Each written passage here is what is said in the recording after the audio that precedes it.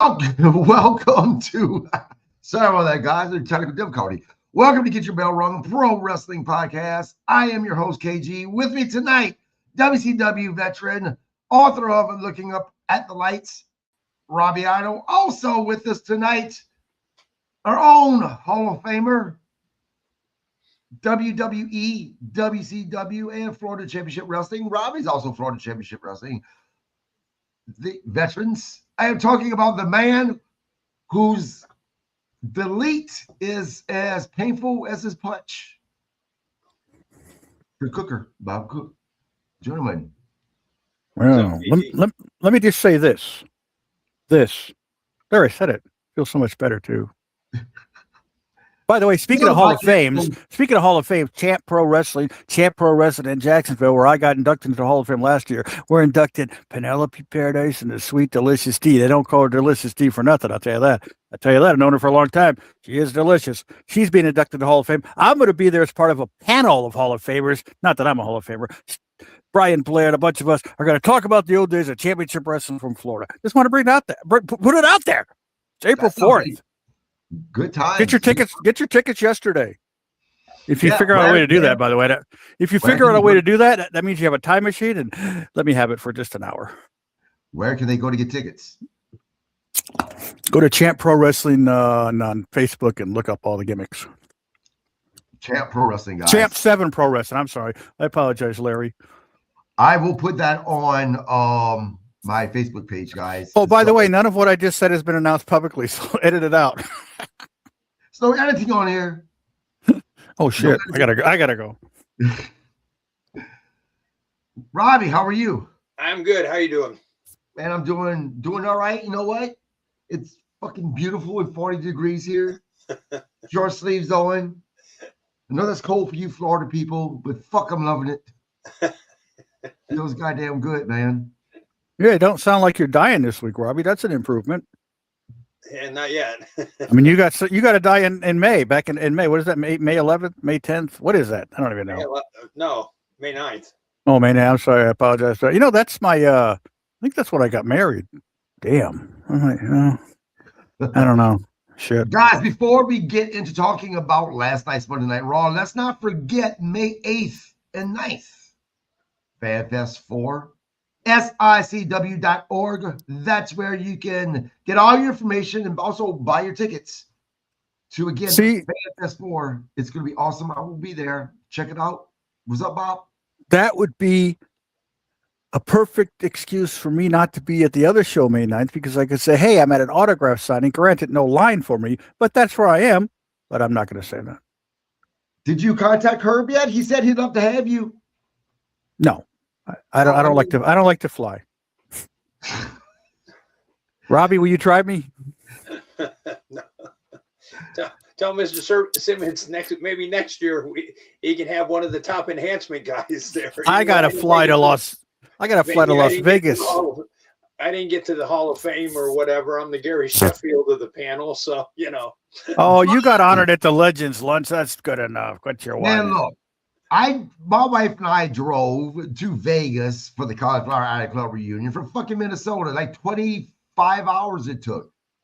You're what, 10 hours away? From Vegas? No, from Illinois, from Florida. 12 hours? Illinois? No. What are you, crazy? Illinois? Yeah. No. From Louisiana from Minnesota to Louisiana, right, is about 16 hours. I can make it. So, check. It's not that bad of a drive.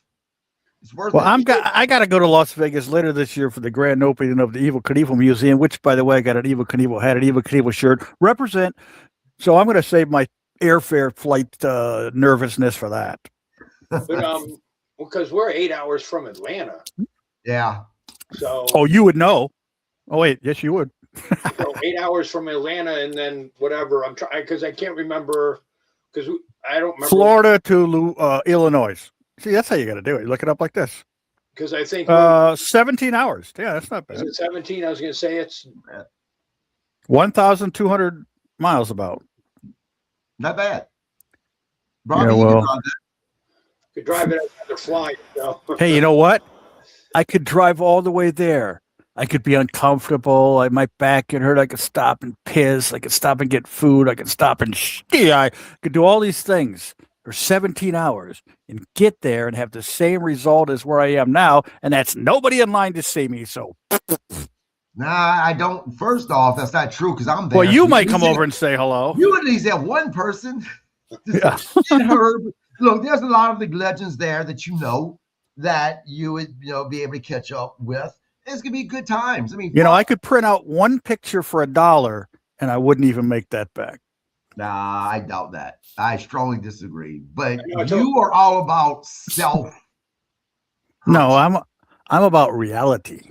Yeah, Look, if I have three people I have had approach me to ask my autograph because of this Nothing podcast, I assure you that you would get people to come talk to you. Because if 3 people come to me and see me from this little podcast with your career spanning as long as it has. Years ago, I was at a thing for a CCW here in Florida, and I was doing an autograph thing with Delicious D by my side, and some guy walked up and he goes, "Hey, weren't you one of those jobbers?" I looked him in the eye and I said, "Get the fuck away from me or I'm going to become a criminal." Well, look, I cannot promise that you're not going to come across a bunch of dipshit basement dwellers. Well, that happens every day. I can walk out and talk to my neighbors, and that happens. Oh man, guys, let's get not basement though, because we live in Florida. We don't have a basement. Let's get to Monday Night Raw. Yes. Well, here we can promote one more thing though. I was telling my wife, I go, we ought to think about that. There's a cruise coming up in November. Mm-hmm. You know whose cruise it is? Jericho's. And you know who's on it? Who? There's I saw Shotzi Blackheart because he's going to have wrestling. So I saw Shotzi. I doubt she'd remember me from the Pantera concert, but I met her. She's going to be there. Indy Hartwell. But time out for a second. First, Terry, what's going on, man? Thank you for joining us again. Now, look, I don't mind. I will promote FanFest and not ask for anything because it's Mr. Herb. He's a friend of mine, right? And there's other people that's in the wrestling business that are friends of mine that I don't mind promoting. Chris Jericho is currently under contract. He's not currently under contract, but he makes a lot of money. So if Chris Jericho wants me to promote his shit, he can. Well, I'm not promoting him. I was kind of promoting Shotzi, and you know what band's going to be there? He's got a bunch of bands, but you remember Carla Harvey from the Butcher Babies? Oh yeah. She's got her own band. She's playing on that cruise. You know what? Yeah, but Shotzi wants me to promote, then she can come on the podcast. Well, if I knew her number, I'd ask her. Hey, I hate to break it to you, but she's not going to remember you because anybody who would go to a Pantera concert is on drugs. Yeah. Hey, man. Those are some fun drugging days back. Oh, wait a minute now. Got any left? I'm sorry. Now, speaking of, before we get to Monday Night Raw, speaking of, you know what, Bob? You mentioned a name the other day. Uh-oh. And I'm like, this son of a bitch is friends with him. And yet, you got to ask him to be in the podcast. I know what you're going to say, and his answer will be no, because he doesn't like the negative people who step forward. He doesn't want to deal with it. I get it. Yeah. Well, he says every time he does that, there's always a negative, and you just don't need it in his life. I get it. But you don't, because as part of this podcast, you know that this podcast is not negative whatsoever. No, not you, but the people who would respond. That's how he doesn't like it. And I understand. You know what? I can turn off the comments. You think I that's why he doesn't like to do the fan fest and stuff. I told him before he should do it. I was asking, look at the people I tried to get KG. I haven't gotten responses from any of them, but I've been trying. Look, tell Van Hammer that I will turn off the comments and we won't deal with negative shit because I'll mention it. It's about positive shit. It's about fun. Yeah, but he wouldn't even come on my podcast because he didn't want it, which I understand. I just made him 3 cool T-shirt designs too. If he needed to get a pro wrestling T store, I bet he could sell them. Yeah, well, that's the. I'm like, God damn, he's friends with Van Hammer. Van Hammer's not been on here. What the hell, man? I have all these guys that are my co-hosts: Robbie, Bob, the Vet, Grizzle Vet, who you all know shit tons of people, and here I am struggling. Having to send these these emails begging people to come on. Didn't I get the legendary Brian Blair to host the show with us on one Calm day? down. Okay. Calm down. Look, I can't help it. People won't respond to me. Yeah, but Robbie, that leads me to the question. You see, Let me call Cactus Jack. I'll call Jack right now. What kind of person are you that they're not responding to you? What have you done to these people? I've never done nothing to them. God damn it, man. Hello, Jack? Yes. Yeah, Jack. Hey, I'm talking to Cactus Jack here. Oh, Cactus Jack. Hang on. I'm being interrupted by this guy. He wants you to come on this podcast. Yeah, his name's KG Landry. But get your bell rung. What? All right, I understand. He said his back hurts. He don't got time for this shit. Robbie, all these people that won't call you back, is it because you challenged them to go to the Shell station like you did with Bob? I tried to get George South to come on, but he only uses flip phones. God damn. No, well, I got your Rick Ryder. You did. Yeah, that was a good one. Made me cry. Bob got me you, which led to this friendship and you being on the podcast. So I guess I tried to get you Roddy. I tried to get you Marrow. Yeah. I know. I'm just. I didn't know her, but I met. I look, know guys, somebody in all I was trying to get you Fallon Henry. In all actuality, I don't think there's not been any time that I've blown you guys' phones up to say, "Hey, get me guests," because that's not how I work. This is my podcast, and I look. If I want this to grow, I appreciate all the help you guys. You guys offer a lot. You guys give me all the help you do. You got me stuff, Bob. But it's up to me to get the guests, and I have been. But I mean, if I can right help, now, I would definitely try. I mean, most people, I can only ask them so many times. And I got Billy Lindsay. Right now, this is a text I sent to Van Hammer earlier. I'm going to do it right now, this late at night. Do you ever do podcasts? If you do, let me know. Someone has interest. There. No, I'm not kidding. Look, where's it? I just sent the text. Bob, I believe you. I'm just saying I give you guys shit. I don't expect that from any of you guys. A lot of the people that I made friends with in the industry, people who know a lot of stuff, I told them I don't ask those type of favors because one, I don't want people to think that I'm only friends with them so I can get to the people that they know. That's because people do that to me. And no, it's not. Fuck that shit. And somebody's giving me that shit. I'm only friends with Robbie Idol so I can get discounts from his tattoo artist. So far, his tattoos have sucked, though. They fade away. It's weird. I don't know. Bob and the hate for tattoos.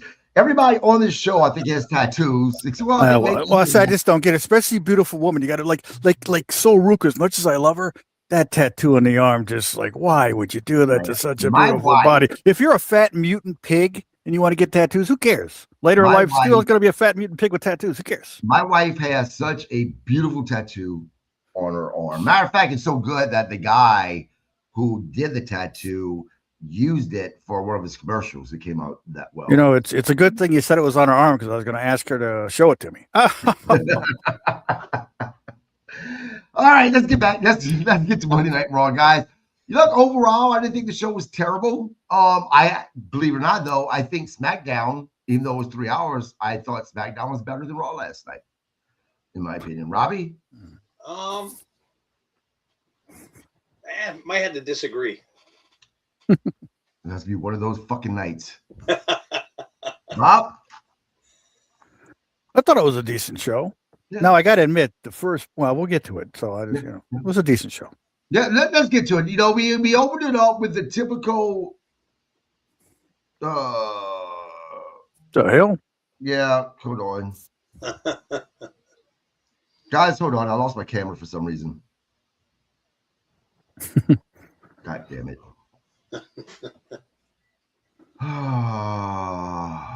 What are you, Al? No, it's it. Whatever happened to him? He's off doing his own thing. I got a I don't know what's going on. I got a message saying that my server disconnected my camera for some reason. And I don't know why. Well, we still hear you. Yeah, that's most great. People would wish my camera would go off. So, that's great. Oh, here we go. There it is. See? All right. Perfect. All right. I prayed to God and you came back. See how that works? Yeah, this will be the first time. But we won't get into that. So, but yeah, I agree. It was the best show. It started off typical WWE with an in-ring segment of Becky Lynch and AJ Lee. Becky opened the show visibly angry. Now, before Roy was started, they showed CM Punk and AJ backstage with Becky Lynch walking, seeing them from behind and getting all pissy, which caused her to go to the ring and throw a fit, venting her frustrations about the state of the women's division and taking shots at AJ Lee. AJ made her way to the ring, stating she wasn't there to stir drama, but to support Maxine Dupree, which fuck knows Maxine Dupree needed support. We'll get to that shit. Oh, I'll give her some He support. stopped the two from trading verbal jabs, with Lee referencing her past success against Lynch. And then in an emotional, heated moment, Lynch agreed to face AJ Lee at the Eliminations Chamber. This is going to be the first time these two are meeting one-on-one, actually. We've seen them in the ring before, but it was as tag team. One-on-one. Bob, I got to be honest, I haven't really been that impressed with Becky Lynch lately in her matches. I don't know if it's been because it's been against Maxine Dupree. I'm not saying that she's bad in the ring. She's not by any means. She's one of the greats, but she's not been able to draw my interest. Are you interested? And that's remove the looks, Bob Cook. Strictly talent. Are you interested? Does this excite you? This make you look forward to Elimination Chamber? AJ Lee, Becky Lynch, first time one-on-one. Actually, yes. And not only because of the looks, but I think it'll be a good match. It's a first-time thing. How often do you have a first time nowadays? Although I found that promo, that exchange, incredibly annoying. I get Becky Lynch trying to play the unhidden. She does a good job of it. But AJ, the way she was playing back was just like, cringeworthy. And I got news for people that are running in a truck. We have high-definition cameras now. And as good as AJ looks, she's not 40 yet. Enough of the close-ups, okay? Jesus. The thing about AJ right now that I don't like is she's trying to be exactly like her character before she left WWE. I would prefer AJ if you got the AJ Lee, who, that's still her, but over the years her character has matured. So she should be a little different. Robbie, do you kind of get what I'm pushing? I see what you're pushing. I don't mind it. I actually like that segment between the two of them. I thought it was good. So put your face up to the screen. Well, I'll say when we get to it, I'll say, but I thought that it wasn't a bad, I liked it. I mean, I liked the way that Becky came off, being unhinged and stuff. And AJ, you just kind of known AJ always like that. So here, Robbie, note to self, Power Slap Idol, May 9th. Yeah. Remember, we'll find a Waffle House in Port Charlotte, and there is one. There is one. Wait, is there one? Yeah, I don't know. Next, we go to the ring for a match, the World Tag Team Championship match, the Usos versus Alpha Academy, Otis and Ty. Mike's not here to help me. Tozawa? Yeah, Tozawa. Yeah, the little guy. Yeah, the little guy. Look, this is the only thing that bothered me about this match. It was a good match. Why is it that we can't get this Alpha Academy in matches? Why is it that normally they're the tag team that's pretty much getting squashed, that is getting made fun of, that's the butt of the jokes, when you have two guys that could come to the ring, face the Usos, and put on the type of match they put on last night? That's what bothers me. That's what I don't understand, Robbie. Well, I actually like the promo better, and I like this match. So, but if you compare, but they normally get. Yes, they did work well, and I mean they did some good. The match was good. I had him muted again because of Corey Graves. I wanted to punch him in his mouth. When he said the Usos the greatest tag team ever. Wow. Somebody should have just punched him right in his face right there, because think of all the tag teams in the past. I'm sorry, Corey, but you know what? I agree. And I agree with what you're saying. I think for myself, if Corey Graves would have said, in my opinion, they're my favorite, or in my opinion, I think they're the greatest, I could go with that a little bit more, just because professional wrestling is perception. right. But I mean, if you line up all the tag God teams, damn it. Forget it. We're showing you the greatest tag team of all time. Like what? And there was some missed spots in this match. Right. So, but I mean, you look at tag teams of the past. I mean, I could have even, if you wanted to say even one of the greatest, give you that. But there was stuff missed in there. You know, the match wasn't bad, but they did miss some spots and stuff like that. All right. The Funks, the Road Warriors, the Malenkos, the Rock and Roll Express, the Midnight Express. Need we go on? Right. The Fabulous Ones. They were good. But again, and Terry, I get what you're saying, 100%. But think about it the way I just said. Every other time you see the Alpha Academy, it's a squash match. They can't work. It's not that they can't work. They don't allow them to, right? They're put in the position.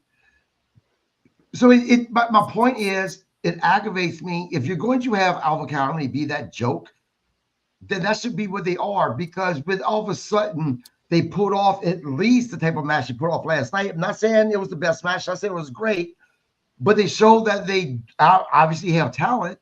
Yeah, I mean, you need to do that consistently instead of, you know what I'm saying? Well, I mean, Tozawa, I mean, he showed he could work. Look, in New Japan, Bob, you may know, I wish Mike was here for this. If I'm not mistaken, in New Japan, Tozawa was considered one of their best. I don't know. I don't know, because I don't watch New Japan, but I mean, the way he got to work last night, he shows he has talent. Right. So Bob, do you understand what I'm saying?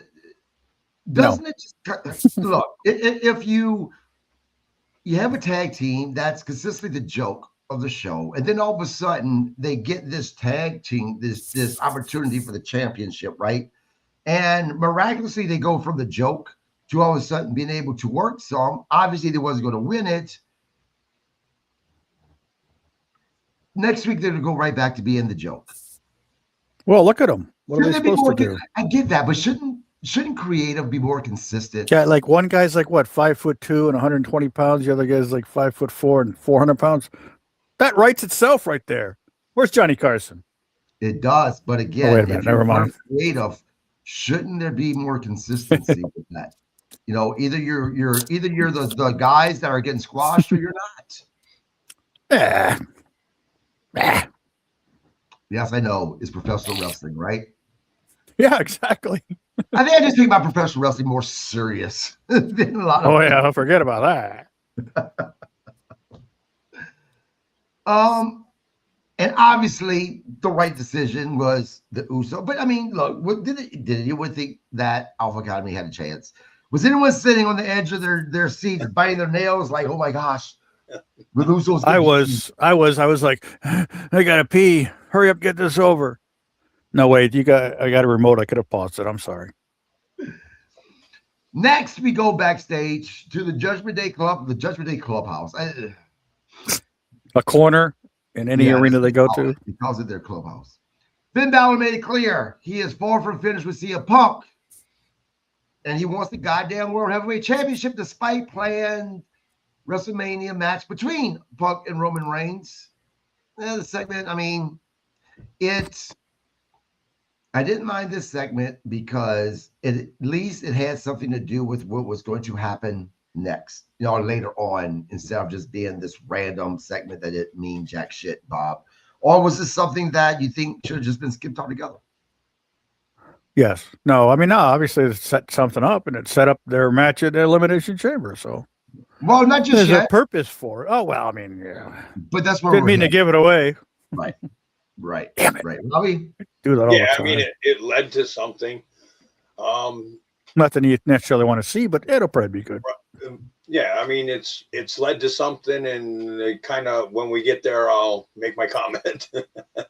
Yeah. Next, we go to the Women's Elimination Chamber qualifying triple threat match. Rhea Ripley versus Lyra Valkyra versus Ivy Nile. Oh. Look, this is a thing. It was a fine match. I'm not going to say it wasn't, but we didn't need the match. And I'll tell you why. We all know that Rhea Ripley was going to win this. There's no way that they're having an Elimination Chamber match in the women's division and not have Rhea Ripley in it. So to me, this match, although entertaining, was kind of pointless, Robbie. Yeah, I mean, because Rhea's Well, going. I will say this for Ivy. Ivy looks jacked, though. She was jacked. yes, that was a triple threat of fine asses, if I do say so myself, and I just did. I mean, but she got to showcase herself, so She you did. know, She you know, did. I mean, but yeah, you as far as the match goes, you knew Rhea was going to the, Right. going. Yeah, Look, but if you're really creative, though, you Mhm. could have let any of them win. Ivy, is her name Ivy? Whatever. Yeah. And the other girl, you could have let any of them win other than Rhea, and then somehow come up with a creative way to get Rhea in the match anyway. Yeah. Look, I'll be perfect. Look, this match is fine to, as you said, Robbie, to highlight a lot of the talent that sometimes may not get highlighted. Your Ivy Nile, but I wouldn't mind just having the match as just a match without it being the Elimination Chamber qualifying triple threat match, just because we know that Rhea Ripley's going to win. Myself, I would almost prefer if they just pick the names out of a tumbler to see who is going to be in the Elimination Chamber, just because very rarely is there a surprise in these matches for the qualification. We know who's going to win. So Right. it's kind of pointless. But I mean, But like Bob said, though, and I will agree with him. Yeah. What? If they creative did something, and I mean, they do it even with the guys and stuff. The biggest complaint you hear from WWE is they're not pushing any of the young guys. Right. So you're not putting those guys in spots to see what they got. So the same like the women, because look at like Charlotte, Becky, Right. Yeah, Bailey. 100. They're all getting up there in age and stuff. How Right. many more years do they have? So you might as well try 4. seeing what you got with the younger talent to come up. Look, Yeah, but then what do you do? But then you do that with Maxine, and what do you got? Oh, she don't deserve it. She's not good enough. Give him a chance. Well, I agree. Look, I would have been this match. I would have absolutely went from the match was fine to I loved it if we would have had Lyra or Ivy win, because that is something that I wasn't expecting. And on top of it, I would love to see Ivy now in the Elimination Chamber match, because Ivy, man, she could go. She's strong. She looks like a fucking athlete. I think that she should be pushed a lot more than what she is. Right. But I mean, and I'm not sure how old she is, but I mean, Lyra's young. She shows she can, she could go. But like I said, like your Becky Lynch's, your Bailey's, your Charlotte's, a couple other people that are up there. I mean, their days are coming. They're going to be numbered. And the same on the guy's side. Like Roman. Cody's been doing this shit for so long and everything. After a while, it's just got to kind of wear on you and stuff, just body wise. Yeah. You might as well see what these young kids, like, I know you disagreed with me. I would, I think that Trick should have got a shot. Put him on the big stage, see what he's got. 33 years old. I wouldn't disagree with you. I just said that after seeing him past some times, I'm actually starting to like him. Right. But I'm saying But you brought up, but you know what though? But that's why you just brought up the perfect thing. Beforehand, I really wasn't into him. Why? Because I hardly seen him, right? But once they started to use him somewhat since he's been on, now I'm slowly getting invested in him, because now I actually see what he can do. I have to be. It's the same thing for the women, right? Right. Give us some exposure to them. That's how you're going to create super fans for these people. Right. But I mean, and they've had Ivy up on the main roster for how long, but they have not let her work a lot. No. Didn't she get hurt? Well, I don't know. That I don't know. I'm not sure. Well, she hurt me because I called her and she didn't answer the phone. But that's the thing. We don't know if she was hurt because we didn't miss her because she was never used for us to miss her not being on TV. And that's the problem. Next, we go to Stephanie McCare and the Judgment Day. The Women's World Champion, Stephanie McCare, confronted Dominic Mysterio and Liv Morgan, leading to a tense exchange that ended with Valkyria slapping Dominic. Yeah, it was fine. I mean, if it would have been on TV, I would have missed it. I don't hate that it was on. So it was okay, Bob. If Dominic Mysterio didn't come from the balls of Ray, we wouldn't hear his name if he was breaking into business now or before now. I'm strongly going to disagree with you because this young man has been able to generate the heat and now even the pop that he gets from fans without his dad. I mean, Robbie? Yeah, the kid he shows he can work and stuff. I kind of thought when Liv called Stephanie a Puda, I thought Steph was getting back in the ring and kicking Liv's ass. Unfortunately, Dom had to take the slap. Yeah. So, Bob, you don't think that Dom has any talent? I didn't say he didn't have any talent, but I don't believe he should be in the position he's in because he ain't going to draw no money.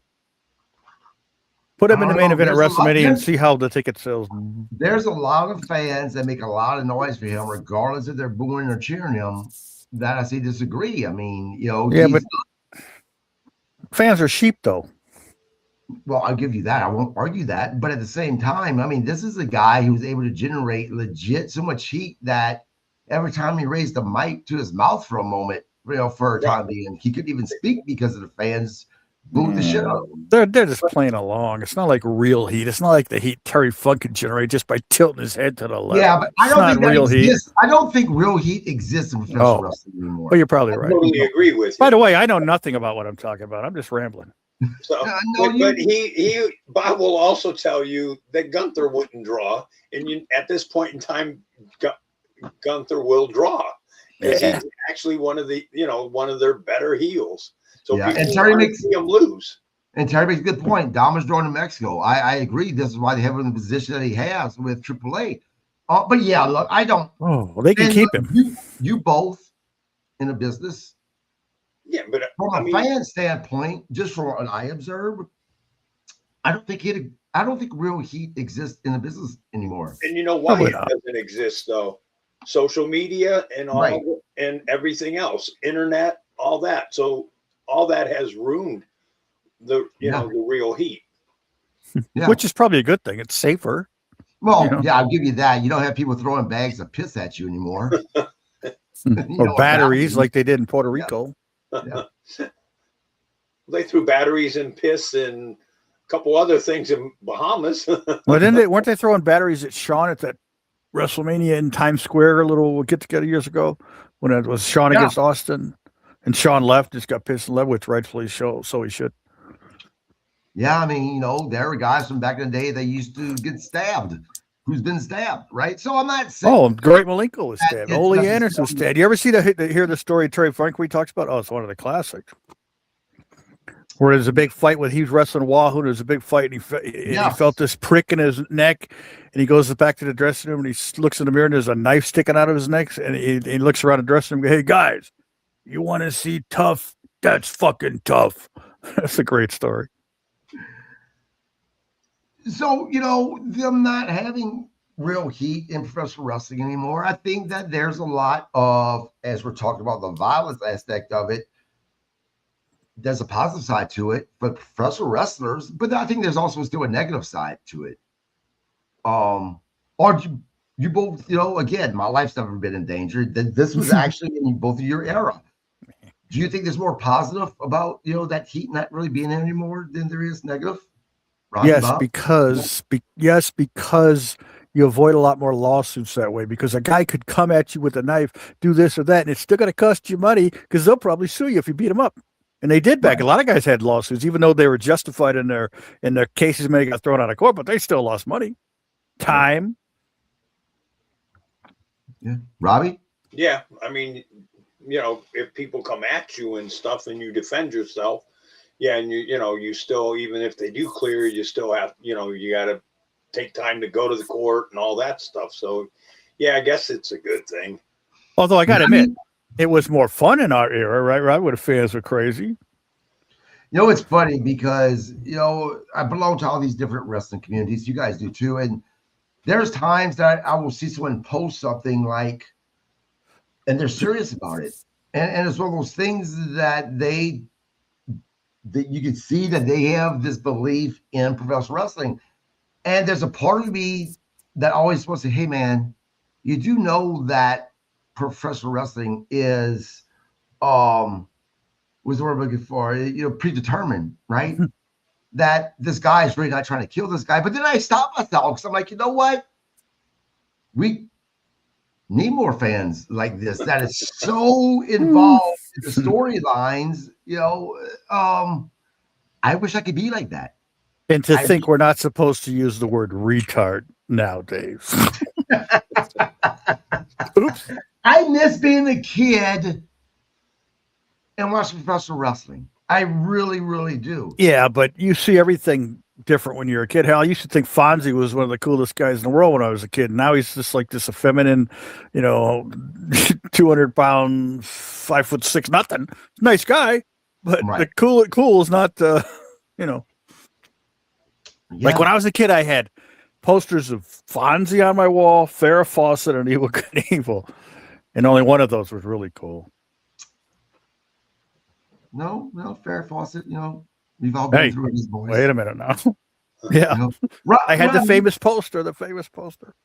What about you, man? Do you wish we had do you miss those fans that are so just involved in these storylines that they talk like, this is, you truly do. Well, I won't say you truly hate Bob, because maybe some truth there, but depends on the day. It depends on the day.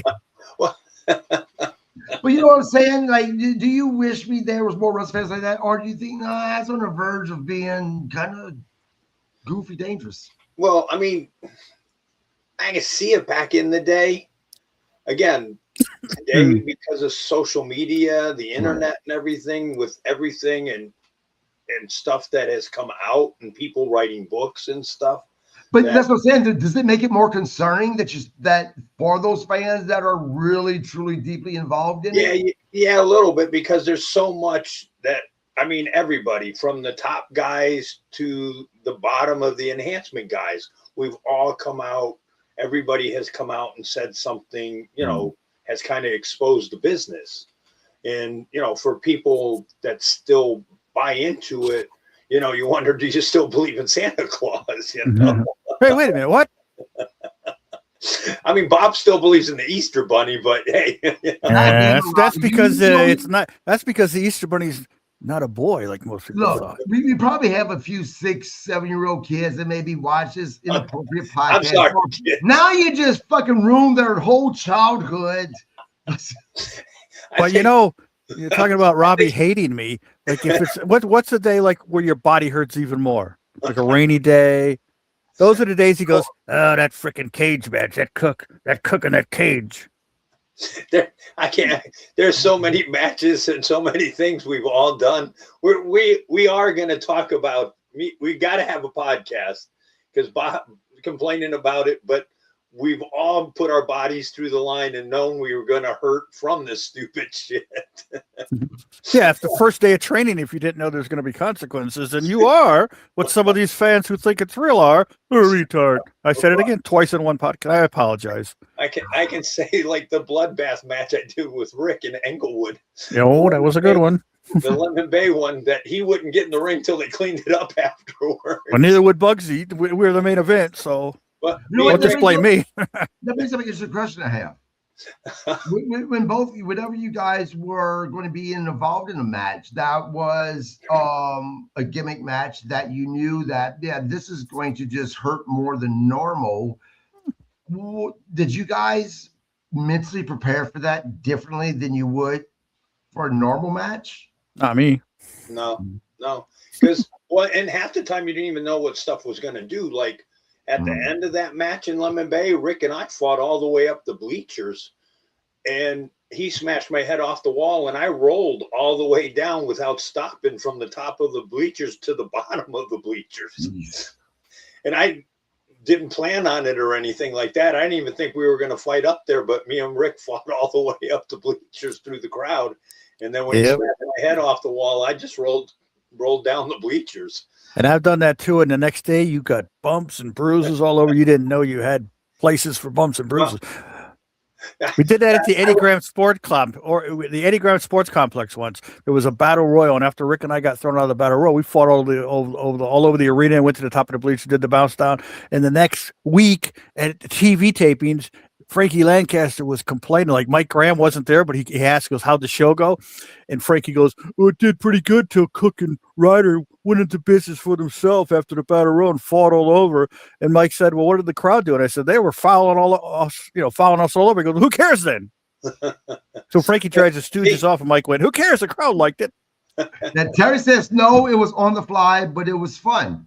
Right. Terry himself and him complaining about saying he hurt the next day. Well, I went out drinking that night, so the next day I didn't know I hurt.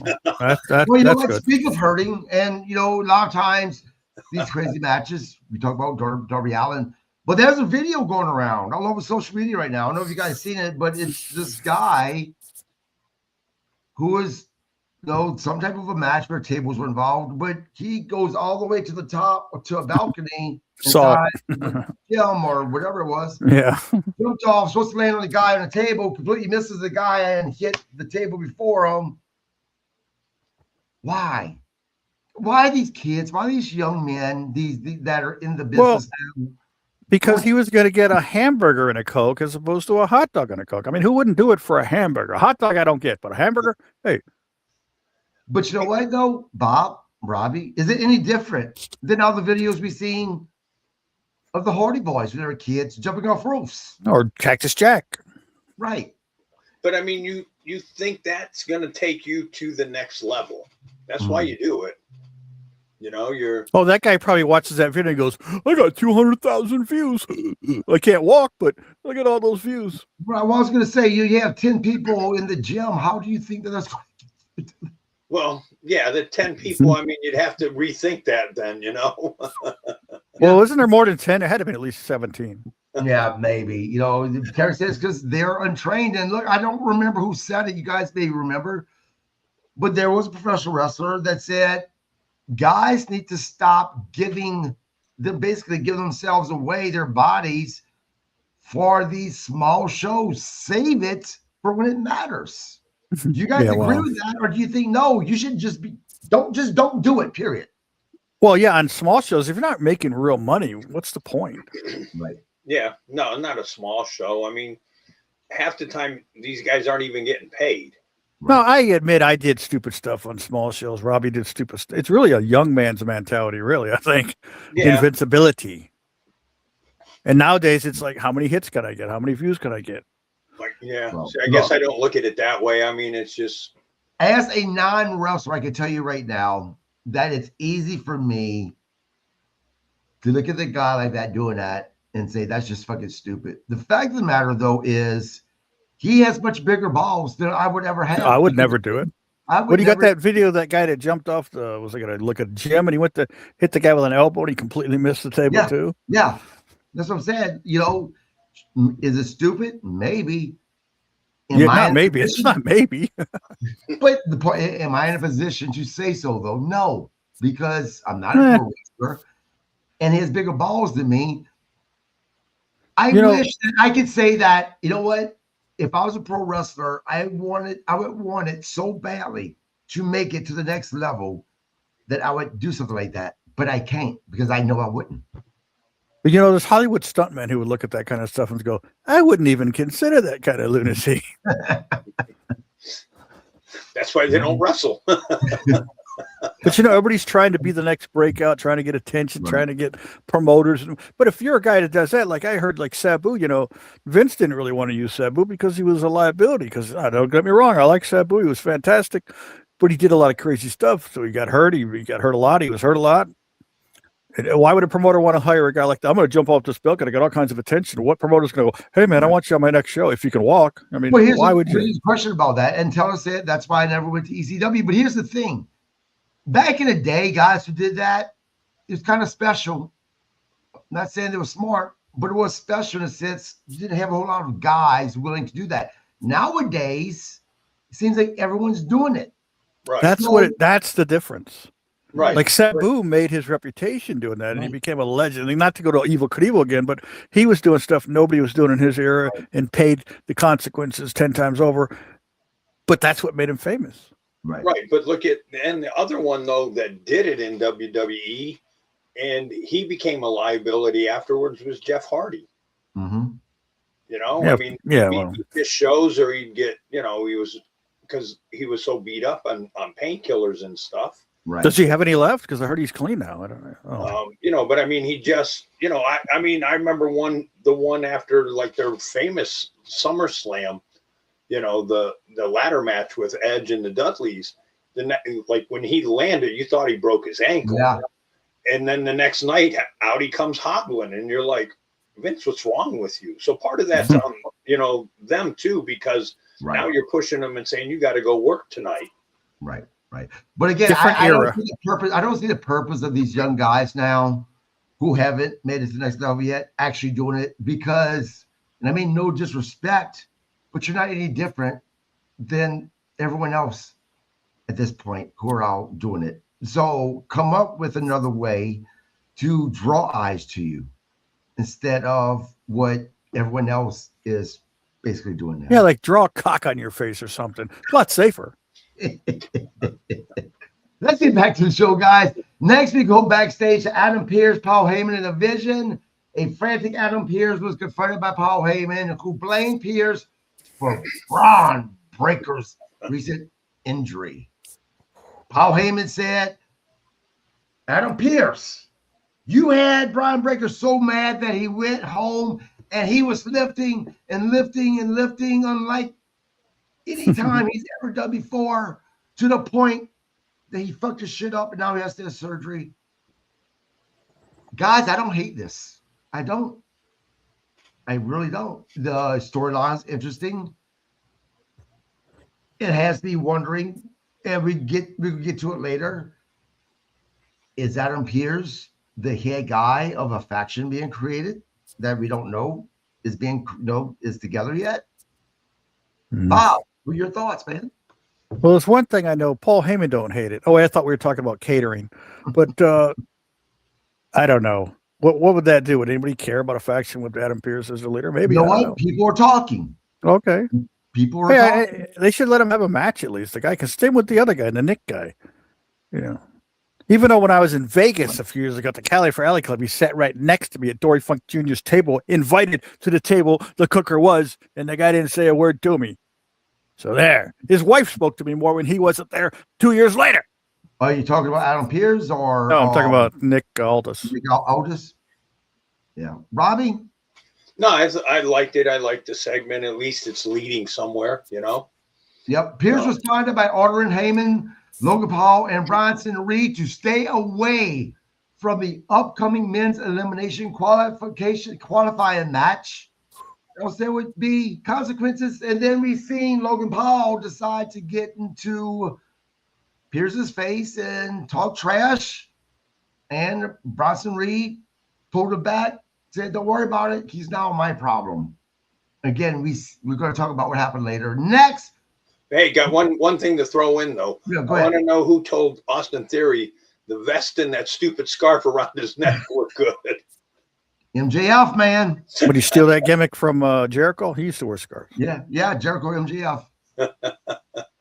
Next, and Bob, if anyone's going to disagree, it's going to be you, in my opinion, was the worst segment and match of the night. Natalya and Maxine Dupree. I agree.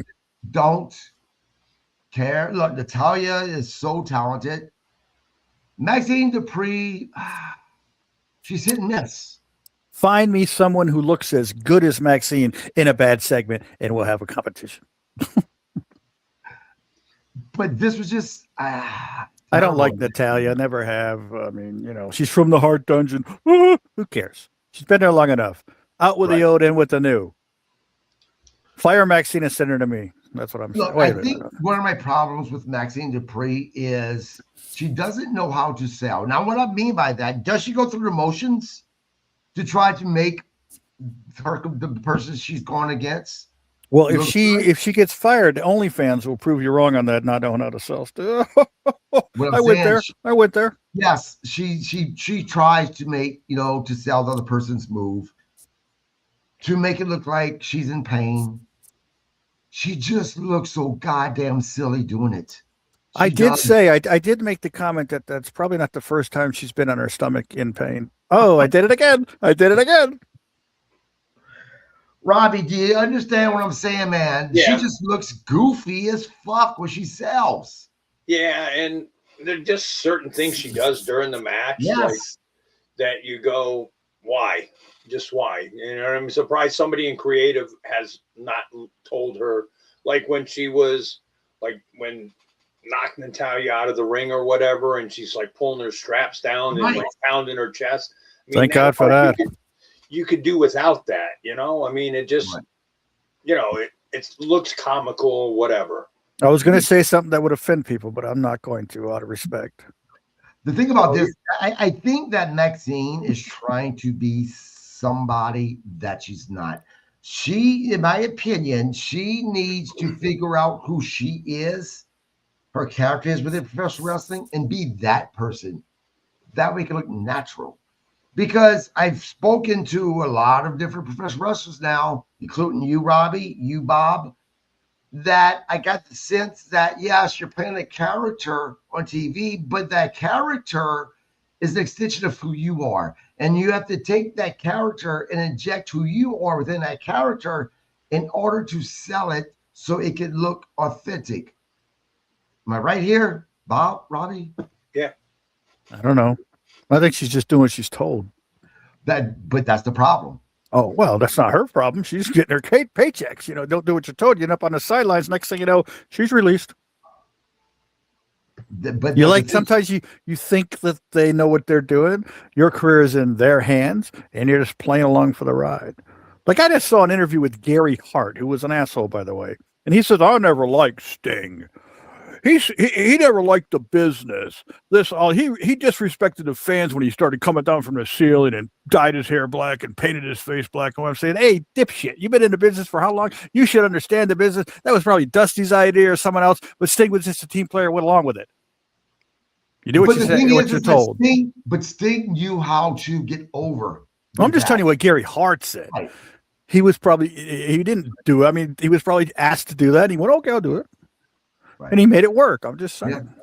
Terry says, did you notice Maxine tried to sell, but when AJ took the corner, she stopped selling and was worried about AJ.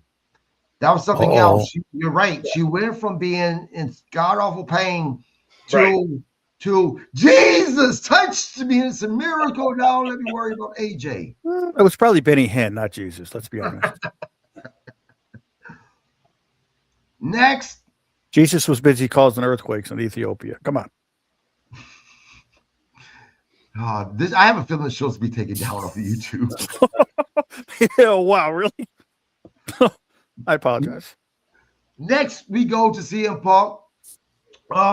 First, we had Finn Balor came in and took the microphone out of Michael Cole's hand because it was originally supposed to be a CM Punk interview.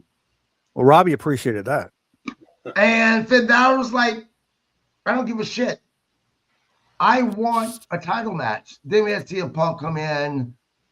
Then we seen Adam Pearce come in, screaming and yelling about you're not going to ruin the main event to CM Punk, blah, blah, blah. Only finally for CM Punk and Finn Balor to both get their way. They demanded a World Heavyweight Championship match at Elimination Chamber in Chicago.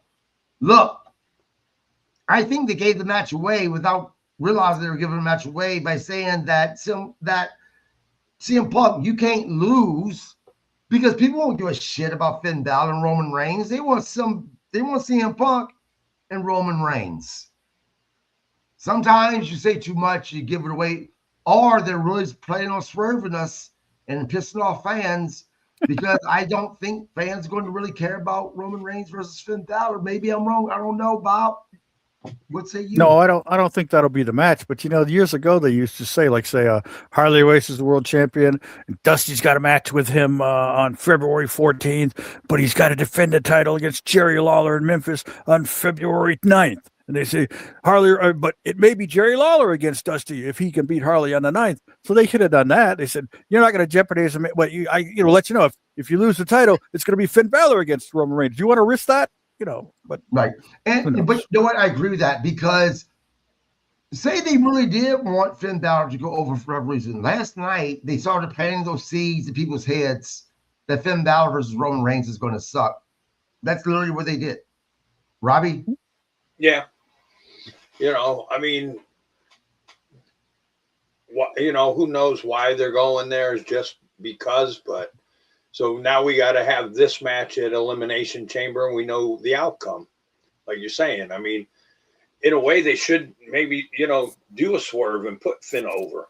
Well, the outcome will probably be that Roman will interfere and cost Finn the match, and then down the road you'll have a match with Finn if Punk loses to Roman. But no matter what, Finn versus Roman, it would be a great match. Oh, I agree. But it wouldn't draw nowhere near as much as Punk, and even though they're having trouble selling tickets, supposedly.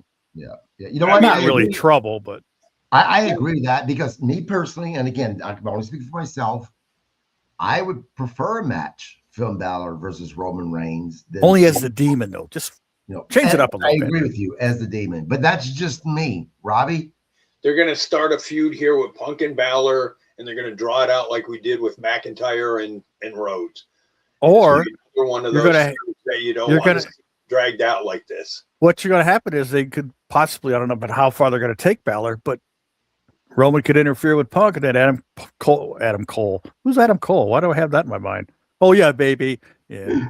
Anyways, and then Adam Pearce could come out and say, you know what? You cost Finn Balor the match, but WrestleMania, it's going to be a triple threat match. Whoa!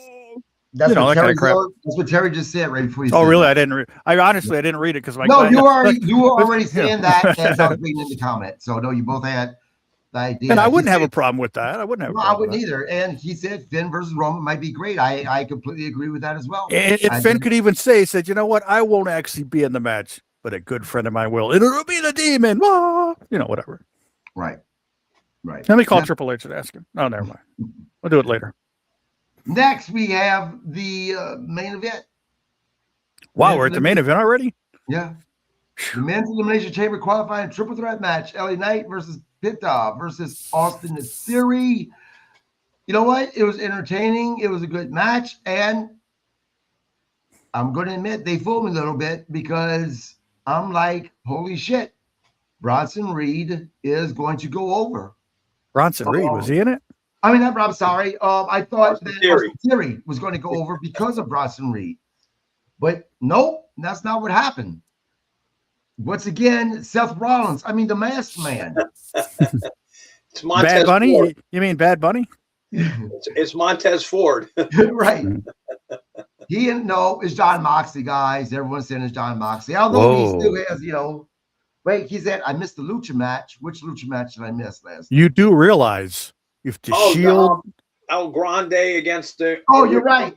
Oh, that's right. We'll do that one. But you do realize if the Shield ever had a reunion in WWE, the roof would blow off wherever they're at. Oh, my God. Just telling you, man. It'd be awesome, actually. Yep. Yeah, before we get in talking about the main event, thank you, Terry. The Lucha match, El Grande Americano and Javon Evans. And you know what? I'm glad, because I want to talk about that. You know what? I've been hard on Evans. I have. I'm like, the guy last week was the first time that he showed me something. Maybe all the hype might be true. Maybe he's been just wasn't comfortable yet on the main roster. My God, that spot he hit last night, diving off the rope on the opposite side of Grande Americano, and that stunner. Wow, that was beautiful, 100% beautiful. This was actually the match of the night for me. It really was. And you know what's going to come. Mask versus match at WrestleMania. Oh, absolutely. Blah, blah, blah. Absolutely. Yeah, and we've seen, the original El Grande Americano came Boy, he's out. in shape too, that guy. Holy shit. Yeah, he is. Yeah. I hate him. I got to go to the gym later. I hate him. There's mirrors all around. I'm not in that kind of shape. I hate him. This, again, for me, was the best match tonight, Robbie. I give it like the second best match because I the main event I thought was really You can't good. compare that to the Maxine match, Robbie. Come on. You're better than that. So, his second best match, it was the main event to me was the best match. It was, but Robbie, the reason why I say this was the best match because this was the 1-on-1 versus the main event triple threat match, and there was so much shit going on. So when they talked about pure technical wrestling with a little bit of high flying, that's why I put this one. But go ahead. Is Logan Paul qualified for Elimination Chamber yet? No. I say you put him against Drew at WrestleMania. Forget all this other gibberish. I don't know. I like Logan. You ever watch his YouTube channel? Very entertaining. Yeah, he is. Seems like a great guy. What is your? Did you like this match? I liked it. Could have done without Javon doing the dance or whatever, but I guess that's the big thing in the WWE is everybody. Come on, now. Admit it. You thought that what Corey Graves was the best part. Come on. No, I muted this. I didn't hear. I muted it. Like I did at the Super Bowl halftime show. I shut the volume down and put on Led Zeppelin. It was a great show. Anytime when they go to interviews is when I unmute it so I can hear the person. I don't listen to the commentators. After the first part of the match, the very first match there with Corey Graves, it was like, okay, you're done. But no, the match was good, and that match, the move that Javon hit, I told you the kid's good. It just, I think it's just probably being called up, his being young and everything might have just took him a little bit to settle in. Are you trying to say, in front of the worldwide audience with potentially trillions of people watching on YouTube, there are literally trillions of people who have access to this show. You're trying to say that you would rather listen to the most overbearing, obnoxious, pig-faced bastard announcer of all time, David Crockett, over Corey Graves. Is that what you're trying to say, Mr. Idol? No, I didn't like either one of them. Oh, but okay. Terry says that was a banger of a match. Bob, did you like this match? Yes. Yeah, I don't particularly care about any of them in it, but yeah, it was a good match. Yeah, I agree. Now back to the main event. Again, we've seen the finish. The Masked Man, he returned, super kicking Austin Theory and delivering a stop before being chased off by Logan Paul. LA Knight got the 1, 2, 3. I was surprised. Shocking. I did not. Unfortunately, LA Knight's the guy. He's another guy. Always a bridesmaid, never the bride. Yeah, but he's 40-some years old. Yeah, he's in great shape. And I get Punk's 40. Drew's probably in his 40. All right, give the title to LA Knight. I don't care. Yeah, he's definitely going to be at the elimination, but he's not going to win it. Robbie. No, but I figured they were going to put Theory over just so you have your vision in there. And I was thinking either put LA Knight or Penta, because I actually out of the three, Penta probably would have been the one that probably would have done the craziest stuff out of that match. How many people have qualified so far? How many? There's 6 people in that match. Oh, well, yeah. 2. You still got time for the vision. They better not put the big guy in there. What's his name? Reed. Come on, Reed. I'd rather have Logan in there than Reed as far as the vision. It's going to, obviously. It's between, you know what though? I think would be interesting. I think they should be both in there. I don't know. Yeah. I don't know. Could Reed fit in the pod? That's what we need to know. He's got time to lose weight. What is it? 2 weeks away? By the way, you know what? I know you just got back in the gym. It hasn't been that long, Bob, but you actually look like you've lost some weight in the face. I have. I was going to mention that. I've lost a little bit of weight, but I'm going to gain it back later because they got another one of these waiting in the freezer. But I'm going to go on the treadmill at 2:00 in the morning when you're still online and Robbie's fast asleep. Do the treadmill for 30 minutes, then chest, triceps, abs, shower in the gym, hot shower, super hot shower, epic health and fitness. Crystal River, Florida. I love it. 2 in the morning, I'm online, but I'm also walking. There's always some old lady in there. She's very. I'm usually walking at 2 in the morning as well. That's why she does her own thing and everything, but she's there every night. There you go. When I you say get she's stuck under old. the She's weight, probably she'll younger. find your ass and help you out there. I say she's old, but she's probably younger than me, actually. So when you get stuck under the bench tonight, she'll come Well, help you. actually, the more I get on a treadmill, the more I get start getting chest pains. I start thinking, she ain't that bad looking. Maybe I should go talk to her. Guys, overall, Robbie, what would you give? I would give the show. I'd give it a B. Yeah, I give it a B. I mean, the last two matches saved it. Well, I mean, you only had a couple bad matches. You had the Maxine thing we could have done without. Well, I was just going to mention her. Well, Bob would have gave it an A because of. Oh, you don't want to know what I was going to say, even though I'm still going to say it. So but I mean, where you guys didn't like the promo in the beginning, I liked the promo in the beginning. I didn't say I didn't like it. I never said I didn't like it. It was just Bob. It was just Bob. Yeah. There's something about it, the delivery of both of them was just, I thought they were fine. I mean, like AJ's facial expressions and the typical close-ups. AJ, just typical AJ and Becky. I thought her coming unhinged was good. So I'll go back and watch it. If you don't hear from me again, it means I killed myself. Okay? Terry Zeller gave it a C-. Wow, Terry. Who is he? Is he in the business? No, Terry is in the business. Well, that explains it. He's bitter. Get Bret Hart a call and talk for an hour. What about you, Bob? What'd you give it? Well, I was going to say I'd give it a B, but I would give Maxine a D, and I'm not talking about her match. Oh, think about it. That's not nice. You would give her a divorce? You're not even married yet. I thought she was married. Isn't she married? She's getting married. She just got married. Hey, that was inappropriate. That was inappropriate. Okay, I admit it was inappropriate for you to mention the word divorce. Yeah, I mean, again, I thought that Raw for myself was better than SmackDown. Hopefully SmackDown will be good though. I got from, I'm not even trying to pronounce your name, my friend. He says Bullet Club is coming to WWE. Discussed. Sorry. Who's the Bullet Club? That's Bullet Club is old, man. That wasn't it like AJ and that Gallows and all of that. Come on. All those guys. What was and Come on. Finn Balor was part of it. Yeah, I don't even know if they're around. They are. It's like that'd be like NWO trying to hang on. Well, and because it was in Japan that they did it, right? New Japan. So the Young Bucks, Kenny Omega. Yeah. I did see an interview with AJ Styles on Stephanie McMahon show where he mentioned there's a good possibility he'll wrestle again because he mentioned his kid, his son is training. He said, if I had an opportunity to tag with my son, guess what? I'm grabbing the boots, Yeah. There's this interview. You guys should check that out. It's on YouTube. You can find it. Yeah, that footage of the people putting him over after the hour, hugging him and cry. I teared up watching that.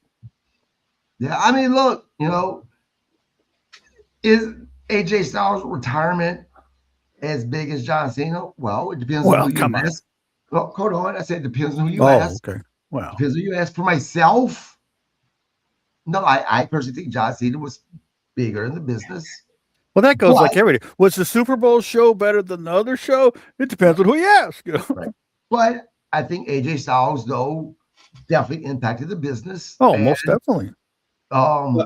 In phenomenal fashion. Oh. Right. Yeah. So but who had the bigger? And I don't mean this. Talent wise, we've talked about this with other people. Talent wise, AJ Styles was talented than Cena as far as it. Oh, sure. But who had a bigger impact? Cena had a bigger impact on wrestling than Cena. There's a lot of people that were more.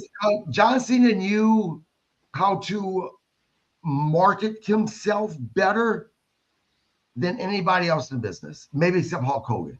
And I think it's one of the reasons why he got to the spot where he was able to get to. Right. But I mean, who was more of the household name? Well, John.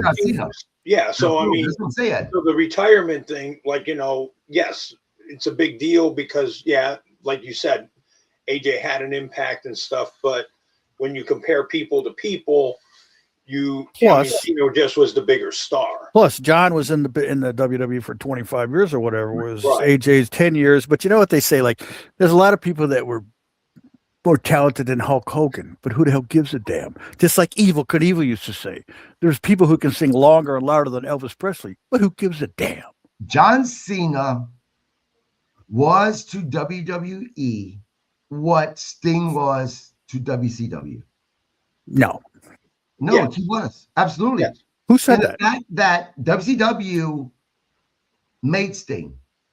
WWE made John Cena. Yeah, but at the same time, John Cena drew a lot more money than Sting, especially when it comes to WCW. You're not listening. I get what? I'm saying, comparative wise, that's exactly what it was. Okay. The Fahus, again, apologize. Please subscribe if you haven't. Says AJ's retirement is a swerve. Tonga getting a push. Balor getting pushed. Cody's character is shifting. New Japan for Wrestling sold the copyright for Bully Club. Rename the group. And then Gallows and Anderson coming in. Disagree. Who said that? Nakamura and Tagaloa also Bullet Club affiliated. But who said that? Feehouse or Feehoos? I can't pronounce it. Here's some advice. Don't do shots before you listen to the show. But I don't see them bringing Gallows and Anderson back. No, they've never. I mean, not against those guys, but they never meant nothing to WWE. I mean, I don't see them bringing them back. I mean, I'm sorry to disagree with it. They're old. I mean, I would see. Look, Gallows. I think those guys have a better chance of showing up in either TNA or even AEW before they'll ever show back up in WWE. I would rather see J.J. Dillon come into the scene with Arn, Tully, Flair, and let's just throw Lex in there. Or no, Barry. We can't do Ole. But yeah, bring back the Four Horsemen over these other people. The geriatric Four Horsemen. Show some respect. You know, right, that's the Four Horsemen. And I love you guys. Let's say that. Tully Blanchard is the exception. He's an asshole. Phenomenal. He looks phenomenal, though. He's an asshole. Speaking of Ric Flair. Well, he was an asshole back in the day, anyways. Ric Flair wants to get into the news. Ric Flair saying that he thinks he could go one more match. He wants it to be against it's one of the guys. Ricky Morton. Ricky Morton. Probably be Ricky could probably carry him to a decent match. But I think it'd be fun to see just the people melt. Oh, he shouldn't do it. Who cares? Right. It's his life, his rules. Live or die by his rules, his life. Come on. I swear to you, Robbie Idol's going to have one more match, and he shouldn't even walk to the bathroom. So come on. I swear, Ric Flair's plan is he wants to die in the ring. I swear. Well, Roddy Piper's book was entitled "If You're Going to Die, Kid, Do It in the Ring. It's good for business." Even though I don't believe it's good for business, because if Ric Flair died, it would be horrible for the business, because they would question every aspect. Why did they let a man his age wrestle? Right. Who let this go? What athletic commission? Who would even encourage it, let alone promote it? It'd be a horrible thing. And I love Flair. Don't get me wrong. I think he's one of the greatest of all time. He's always cool to me. He hated Robbie Idol, though, for some reason. Like, I don't like this kid. Him and Scott Hall used to talk about it all the time. In other news, Teal Piper, Roddy Piper's daughter. Who? She made her in-ring debut for NWA. I saw that because I watched NWA for the first time in a long time. Horrible show, but yeah, she looks good. I saw her at a show I was at a few weeks ago, 2 weeks ago. Well, I've been keeping up with current NWA. Okay. I'm just kidding. It wasn't that bad. Yeah. I'm just trying to be Robbie Idol and be a dick. But yeah, guys. Hey, how's my nephew doing over there in NWA, Brian Idol? Right. I was gonna say, man, Brian, they were going strong. Doing pretty good if his girlfriend is still that Natalia chick. Woohoo, she's hot. Or whatever her name is. I don't know. NWA is doing, they're doing their thing too. I wouldn't mind seeing NWA end up on Peacock or something. That'd be great. Why not? Yeah. I thought maybe they were, because they had that show on. You watched that show, right? It was a good show. Yeah, I did. Good show. Very, very good show. I wish you would. Or what's the history lesson for tonight? Don't tune in when Bob Cook's on the show. We get that.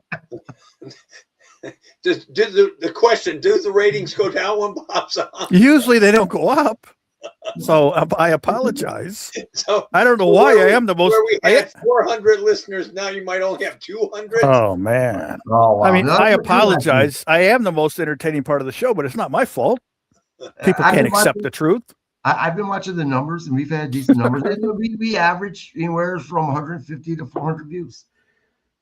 So, yeah, that's Professional Wrestling. That's Raw Monday night. I gave it a B. Bob. You realize that if Ginger Lynn had 400 to 100 views, she'd have been out of business 40 years ago. Robbie Idol gave it a B. I thought I told you. I said a B. A B. No, talk about the shit. Well, I said I give the show a B, and I give Maxine a D, and I'm not talking about her match. That's right. That's right. How can I forget that? You tried to turn it into something inappropriate by saying divorce. Robbie, you want to talk about what's upcoming? Sure, we'll talk about May 9th. Oh, May 9th. Keeping me away from going to Herb Simmons' thing there. Sorry, Mr. Simmons. He's all broke up about it, too. Christina Smith, what a trio. Hold on, Robbie. Christina Smith. Oh, wait, I got a phone call. Hello? So yeah, Herb. Herb's on the phone. So, KG, does Mr. Simmons? Hold on. Christina says, what a trio. Christina, thank you for watching the podcast. I appreciate it. Go ahead, Robbie. I know all three guys have been rode hard and put away wet. So. I know a couple Christinas. Very nice ladies. I like them both very much. Yeah, and so I know a few Christinas too, and they're all pretty good people. So if Mr. Simmons does this every year, maybe we can work a deal. He can bring in one of the top enhancement guys from years ago. He don't want to bring me in. He would have done it by now. We ain't talking about you, Bob. So. Well, you said top enhancement guy. Come on.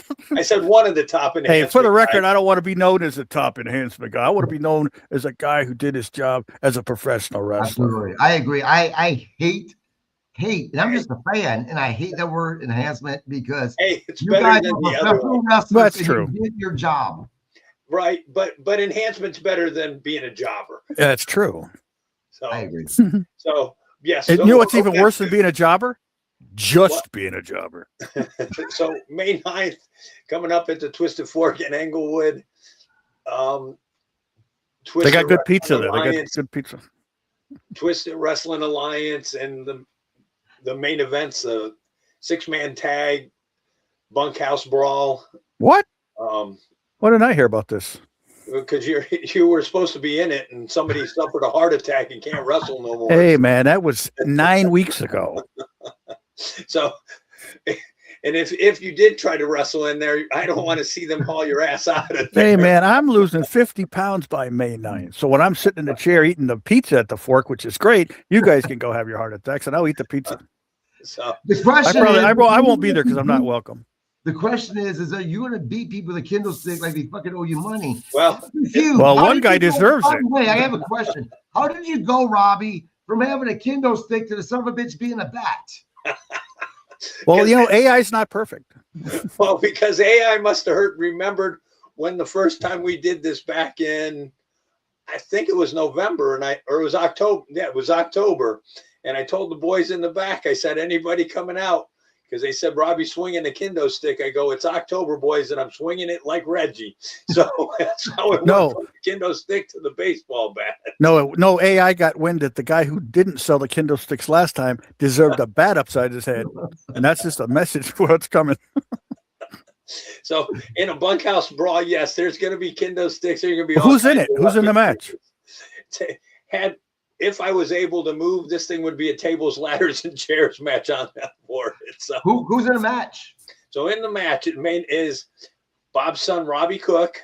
Oh, I never heard of her. Chief Eddie Two Rivers. I've never liked him. Oh, my God. And my partner, so you have Robbie Idol, Richie Paradise, and Brian Johnson. No, not the lead singer from ACDC. The kid I've been training, Brian Johnson. Wait, that's the main event? That's the main event. Well, let's just say at least you won't have to worry about doing any more shows at the Fork. Now, the big question is this. Will you and the guy, your apprentice, the guy that you trained, be eating a lot of Tylenol? Hey, who trained him first? Wait, your kid. Robbie Cook trained him before I did. Oh, that's bullshit. You trained Anthony. Well, Brian, the other kid was there first too. Oh, was he? I didn't know that. Yeah. That's why you had. That's why you had to correct all my mistakes. Sorry, Brian.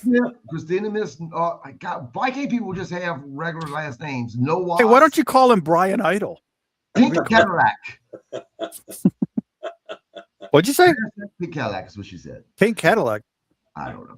What? Pink Cadillac. Her name's Christina. Is that Christina? Yeah. Pink Cadillac. That's her name. Her real name is. Christina. Okay. If that's Christina Pink Cadillac, I love her. I've known her for a long time since she started. Beautiful lady, wonderful lady, great friend. Yeah, I love you, super Christina. Lady. Super lady. You should have her on the podcast. I think we talked about it. Oh, okay. Never mind. So, but no, nobody's eating Tylenol or aspirin. After the match, yes. Yeah, maybe. You might have to go back to that getting drunk after the match like you did last. The cage match. Hey, why don't you make it a cage match? That'd be even more fun. Well, yeah, but I mean, I don't know who has a cage. Well, you go to a local fence company and say, hey, look, build us a cage. Where did we get that cage we did that? I mean, I don't know. Rick got it. Rick knew people. Doesn't he know people anymore? You got to have Rick at the show. That'd be cool. This is why you need me in Florida, because I would get you a cage. Would you? Well, you got 3.5 months. Figure it out. Oh, wait. 3.5. Wait. February, March. Well, like 3 months away now. Right now, right? Yeah. Yesterday, right?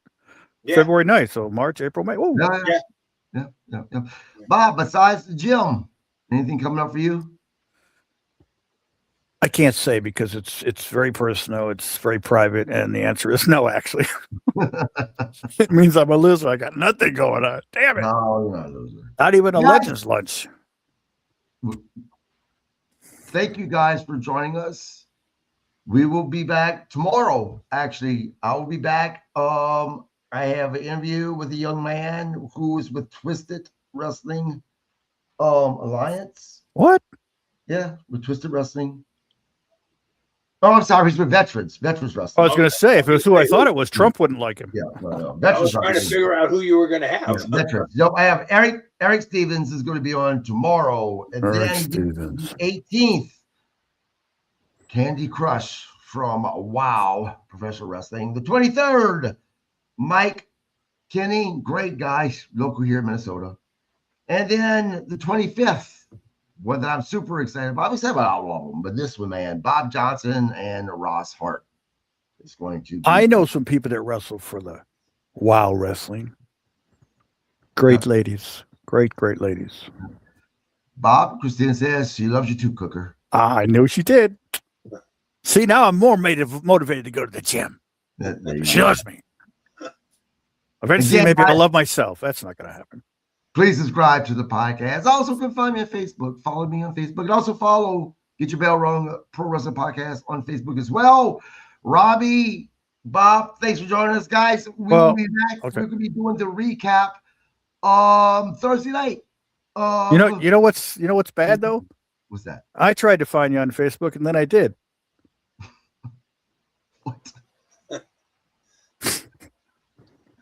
You need a Mountain Dew. You're right. It's empty. Hey, look, the doctor said no more Mountain Dew, no more red meat. I had a steak earlier and I had a Mountain Dew now. I'm going to have another one before I go to the gym and another one when I get back. You know what I said to the doctor? I'm living. You know what? If Bob was younger, you know what you would tell him, don't you? Tell him the same thing my dad used to tell me when I was a kid. Go play out in the traffic with broken glass. Well, about a half a mile down the road to this traffic, but guys, if you're going to say tonight, join us on Thursday night. With us be myself, Robbie, maybe if Bob decides to watch AEW, join us, and as well as the Grizzled Vet. We're going to be doing the recap of AEW. Did we like it? Did we love it? Somewhere in the middle, I don't know. Find out. But afterwards, we always talk about some wrestling history. So join us for then as well, and please subscribe. Why do you reserve it for then? I know wrestling history. What's up with that?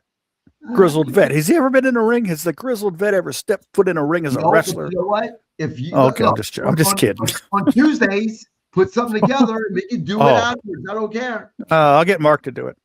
Yeah, exactly. Exactly. I'll get AI to do it. Tell me wrestling history, and I'll be all over it. Subscribe to the podcast, and we'll see you guys tomorrow. Have a good night, gentlemen. See ya.